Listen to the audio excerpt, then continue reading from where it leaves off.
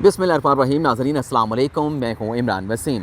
नाज़रीन आज 18 अक्टूबर है, दिन है पीर का और साल 2021। सबसे पहले उन दोस्तों से दरख्वास्त जिन्होंने अभी तक हमारे चैनल को सब्सक्राइब नहीं किया वो चैनल को सब्सक्राइब कर लें और बेल आइकॉन का बटन भी ज़रूर प्रेस करें। आज के इस व्लॉग में 3 बड़ी अहम ख़बरों की तफसीलात लेके आपका मेज़बान इमरान वसीम आपकी खिदमत में हाज़िर है। पहली खबर में हम बात करेंगे सिविल मिलिट्री ताल्लुकात के हवाले से। इस मामले को लेके 2 बड़ी अहम पेशरफ्त हुई हैं। एक तो इन 2 पेशरफ्त के हवाले से आपको आगाह करेंगे। दूसरी आज की हमारी खबर यह है कि एक बड़े अहम मामले पर हुकूमत ने ना सिर्फ अपनी गलती को तस्लीम कर लिया है बल्कि आइंदा आने वाले दिनों में हुकूमत अपनी उस गलती को रेक्टिफाई भी करने जा रही है। इस खबर में आपको बताएंगे कि किस मामले पर हुकूमत ने बड़ी संगीन गलती की है और उस गलती को रेक्टिफाई करने के लिए हुकूमत के पास कौन से 2 ऑप्शन मौजूद हैं, ये डिटेल आपके साथ शेयर करेंगे। तीसरी खबर में हम बात करेंगे आज सुप्रीम कोर्ट ऑफ पाकिस्तान में नूर मुकद्दम कत्ल केस के हवाले से जो मरकज़ी मुल्ज़म हैं ज़ाहिर जाफ़र, उनके वालिद ज़ाकिर जाफ़र और उनकी वालदा इस्मत जाफ़र की दरख्वास्त ज़मानत से मुतल्लिक मुकदमे की समाअत हुई है। जस्टिस उमरता बंदियाल की सरबराही में 3 रुकनी बेंच ने 2 घंटे की तवील समाअत के बाद इन दरख्वास्त ज़मानतों पर अपना फ़ैसला सुना दिया है।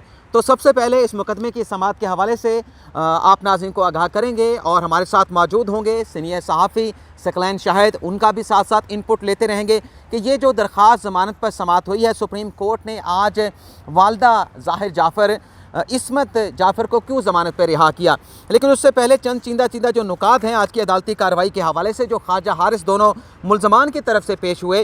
ख्वाजा हारिस ने दलाल देते हुए कहा कि मेरे मोकलान जो है वो मरकज़ी मुल्ज़मान में शामिल नहीं थे। जब इब्तदाई तौर पर FIR का इंदराज किया गया तो उनका नाम FIR में शामिल नहीं था, लेकिन जब पुलिस की तरफ से ज़ाहिर जाफ़र को गिरफ़्तार कर लिया गया तो गिरफ़्तारी के बाद जो स्टेटमेंट ज़ाहिर जाफ़र की तरफ से दिया गया उसके बाद जो है मेरे मोकलान यानी ज़ाकिर जाफ़र और इस्मत जाफ़र का नाम जो है वो FIR में दर्ज किया गया।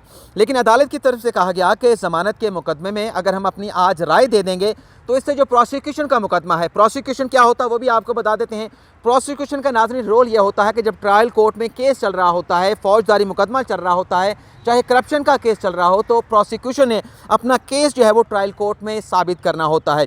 लेकिन ख्वाजा हारिस की तरफ से बहुत तवील दलाइल दिए गए, जिसके बाद आज अदालत ने जो खातून मुल्ज़मा हैं, जो मरकज़ी मुल्ज़म की वालदा हैं, उन्हें 10 लाख के मचलकों के एवज़ जो है वो ज़मानत पर रिहा करने का हुक्म दे दिया है। लेकिन जो वालिद हैं मरकज़ी मुल्ज़म के ज़ाकिर जाफ़र, उनकी दरख्वास्त ज़मानत को खारिज कर दिया गया।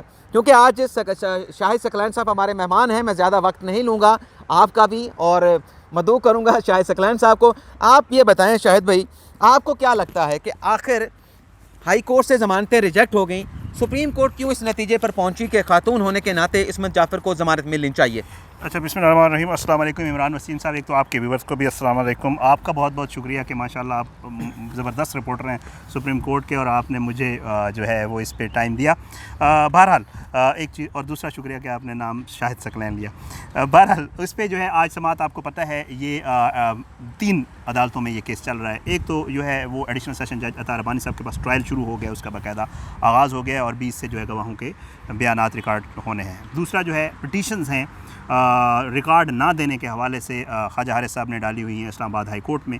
और तीसरा जो है इस्लामाबाद हाई कोर्ट ने ये बेल्स जो है ये रिजेक्ट की थी और उसके ख़िलाफ़ जो है सुप्रीम कोर्ट ऑफ पाकिस्तान में जो है आए हुए हैं ख्वाजा हारिस साहब अपने जो उनके पिटिशनर्स हैं उनको लेकर। अब इसमें आए हुए थे, आज तो चले गए, आज तो वापस चले गए। तो बहरहाल उसमें आए हुए थे और उनमें 2 चीज़ें उन्होंने आपको पता है कि उन्होंने प्ली की थी। एक तो उन्होंने कहा था कि जी जो 8 हफ्ते वाले पे बड़ा ज़ोर दिया, आपने भी देखा होगा, हमने भी देखा है, नीचे भी हाई कोर्ट में भी बड़ा ज़ोर दिया गया है कि जो 8 हफ्ते का प्रेफरेबली कह दिया है इस्लामाबाद हाई कोर्ट। आपको रोकूंगा नाज़रीन, 8 हफ्तों की जो बात शाहिद भाई करने जा रहे हैं।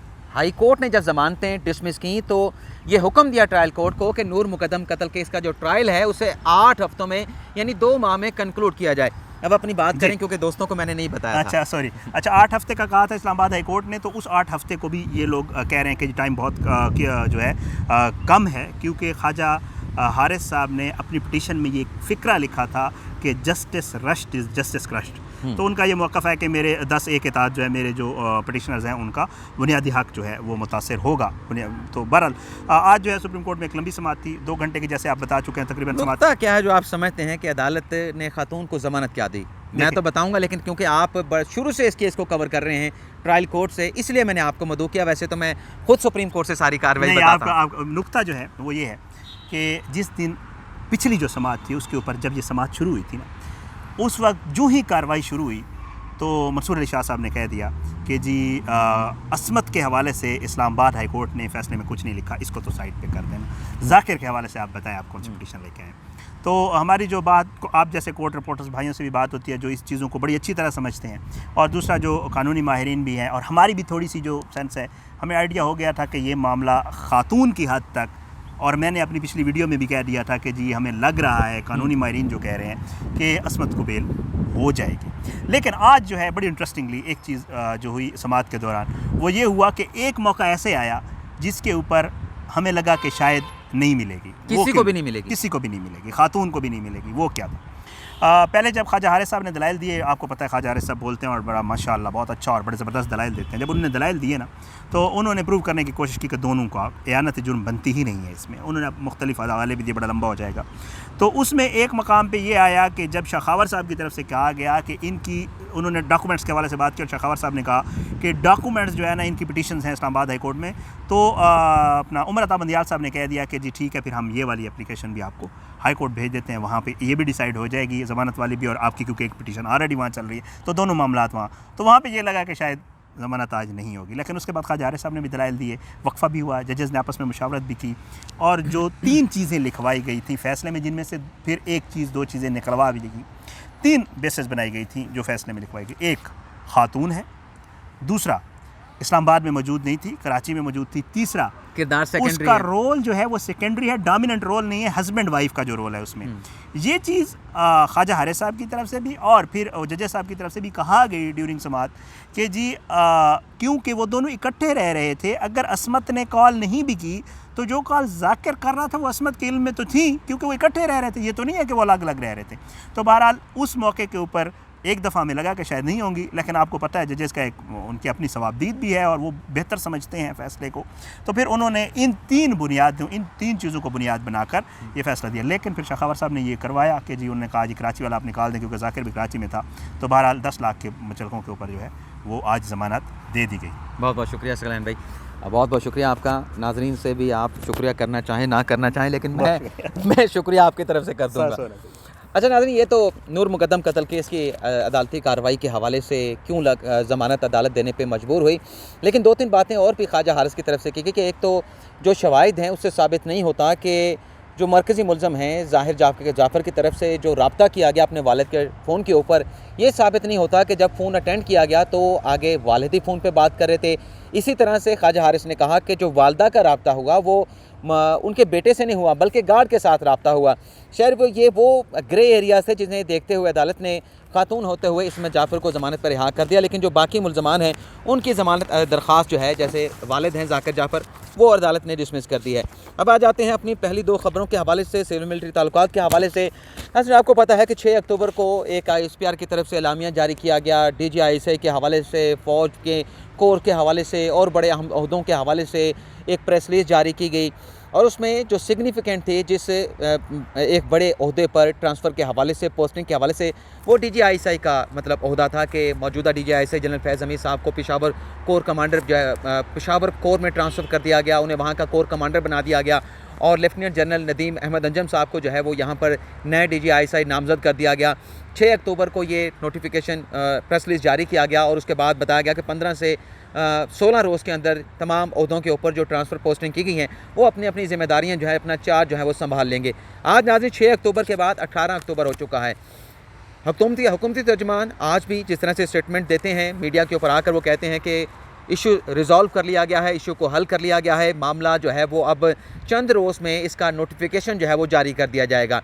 लेकिन अगर मामला इतना सिंपल है, जो दोस्त सवाल भी करते हैं कि मामला बहुत सिंपल है, कोई ऐसा मसला नहीं, तो सवाल ये पैदा होता है कि 6 अक्टूबर से जो एक प्रेस रिलीज़ जारी किया गया है उसका नोटिफिकेशन जारी करने में कितनी देर लगती है।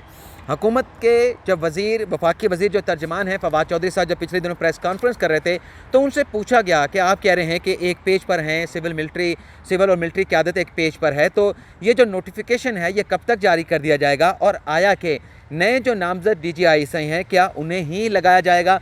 तो इसका कैटेगोरिकली कोई जवाब फवाद चौधरी की तरफ से नहीं दिया गया। तो जिस तरीके से रिस्पॉन्स दिया जा रहा है हुकूमती वज़रा की तरफ से, वो खुद जो है वो बहुत सारे सवालात जो है वो क्रिएट कर देता है। लेकिन अब ज़रा ये बताते हैं कि एक तो जो खबर सामने आई अंसार अब्बासी की तरफ से, उस पर भी फवाद चौधरी साहब ने एक ट्वीट किया कि इंटरव्यू नहीं, अमूमी तौर पर मुलाकात होगी। अंसार अब्बासी साहब की खबर ये थी कि वज़ीर आज़म इमरान खान साहब ने यह फैसला किया है कि जो पैनल भिजवाया गया है उनके वो इंटरव्यू करेंगे। हालांकि बाद अज़ां जब ये पैनल की खबर हुकूमती ज़राए की तरफ से चलवाई गई तो उस खबर को बाद अज़ां रुकवा भी दिया गया। तो अब जो पैनल इंटरव्यू लेने वाली जो बात थी वो ख़त्म हो चुकी है। ज़रा ये बताते हैं कि अब कोई इंटरव्यू नहीं होगा, और जो इंटरव्यू लेने वाली खबर सामने आई उस पर भी मुख्तदर लोगों की तरफ से, कंट्रोल टावर की तरफ से बड़ा तशवीश का इजहार किया गया कि एक लेफ्टिनेंट जनरल का इंटरव्यू किस तरह से लिया जा सकता है। माजी की कोई मिसाल नहीं, माजी का एक कन्वेंशन चलता चला आ रहा है। आर्मी चीफ की अगर अपॉइंटमेंट हो तब तो ये हो सकता है, लेकिन DGISI की तकरीर के हवाले से ये इंटरव्यू करना मुनासिब नहीं। तो इस पर जो है वो इंटरव्यू अब नहीं होंगे। दूसरी जो खबर है वो ये बताई गई है कि क्योंकि नोटिफिकेशन नहीं हो रहा, ट्रांसफ़र पोस्टिंग कर दी गई है, एलामिया जारी कर दिया गया है इमरान खान साहब के कंसेंट के साथ। तो अब बता रहे हैं ज़राए कि जो ट्रांसफ़र पोस्टिंग जिस इस ओहदे पे की गई है, वो तमाम अफसरान जो है अपना चार्ज छोड़ के जिस अगले ओहदे के लिए उन्हें नामज़द किया गया वो अपनी ज़िम्मेदारियाँ संभाल लेंगे। हुकूमती लोगों से रब्ता किया गया, उनसे इस हवाले से कोई जो है वो कन्फर्मेशन नहीं हो सकी, लेकिन जो बावसूख ज़राए बताते हैं वो ये बताते हैं कि चार्ज जो है वो अब संभालने जा रहे हैं जिनकी नॉमिनेशन कर दी गई थी। दूसरी खबर, हुकूमत ने क्या बड़ी संगीन गलती कर दी है, ज़्यादा टाइम नहीं लेना और उस गलती को किस तरह से रेक्टिफाई किया जाना है। हुकूमत ने तस्लीम कर लिया है कि नैब लॉ में जो तरमीम की गई है उसमें जो अवाम के साथ चीटिंग और फ्रॉड की जो प्रोविज़न निकाल दी गई थी, अब उस प्रोविज़न को दोबारा से लेजिस्लेशन के ज़रिए शामिल किया जाएगा। और बताया यह जा रहा है कि जिस तरह से B4U कंपनी जो 116 रुपये का मुबैना तौर पर फ्रॉड सामने आया, उस डेवलपमेंट को देखते हुए अब दोबारा इस प्रोविज़न को नैब कानून में शामिल किया जाएगा। दूसरी जो बात बताई जा रही है कि एहतसाब अदालत को जो अख्तियार दिया गया था कि जितने की करप्शन होगी उतना पैसा लेके आप ज़मानत देंगे, अब उसे भी तब्दील किया जा रहा है। और ये कहा जा रहा है कि इस कानून में तरमीम ये नहीं है, ये होगी कि एहतसाब अदालत को अख्तियार दे दिया जाएगा कि वो ज़र ज़मानत के हवाले से ख़ुद बाख्तियार होगी। ट्रायल कोर्ट फैसला करेगी कि ज़र ज़मानत कीमत में कितनी रकम जो है मुलज़म से लेनी है। इससे पहले भी ट्रायल कोर्ट के पास ज़मानत का अख्तियार नहीं था, लेकिन जिन जिन अदालतों के पास ये अख्तियार था, हाई कोर्ट के पास था, तो वो अपनी सवाबदीद के तहत मुलज़म को ज़मानत देते हुए ज़र ज़मानत की रकम का जो है वो फैसला करते थे। तीसरा, ऑडियो वीडियो बयान रिकॉर्ड कराने के हवाले से उसकी भी मज़ीद वजाहत की जाएगी, क्योंकि नैब कानून में तरमीम के बाद ये तासुर मिल रहा था कि अब सिर्फ वीडियो लिंक के ज़रिए बयान रिकॉर्ड हो सकेंगे, तो इसकी भी वजाहत की जाएगी। तो अब दो ऑप्शन क्या है हुकूमत के इस मामले को, इस गलती को दुरुस्त करने के लिए। एक तो बताया जा रहा है कि ऑर्डिनेंस जारी किया जाएगा, और ऑर्डिनेंस क्योंकि कौमी असम्बली का इजलास चल रहा है तो मोस्ट प्रॉबेबली इस बात का इम्कान है कि कौमी असम्बली के इजलास के बाद ये ऑर्डिनेंस जारी कर दिया जाएगा। लेकिन दूसरी तरफ हुकूमत ने नैब कानून में तरमीम के मामले को लेकर अपोजिशन के साथ राब्ते करने शुरू कर दिए हैं। स्पीकर असद कैसर की तरफ से पीपल्स पार्टी और नून लीग के साथ राब्तों के हवाले से खबरें सामने आ चुकी हैं, और बताया जा रहा है कि अब हुकूमत ये चाहती है कि नैब कानून में जो भी तरमीम करनी है उस मामले पर जो अपोजिशन जमातें हैं उन्हें भी ऑन बोर्ड लिया जाए। तो ये नाज़रीन आज की हमारी 3 खबरें। उम्मीद करते हैं कि आपको प्रोग्राम पसंद आया होगा, आपके फीडबैक का इंतज़ार रहेगा। अल्लाह।